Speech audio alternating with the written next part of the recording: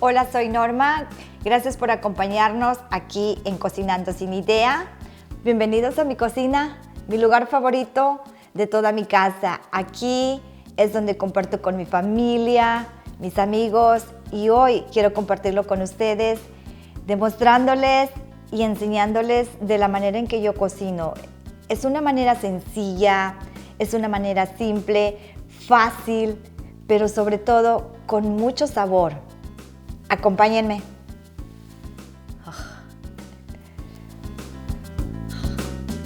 Acompáñennos.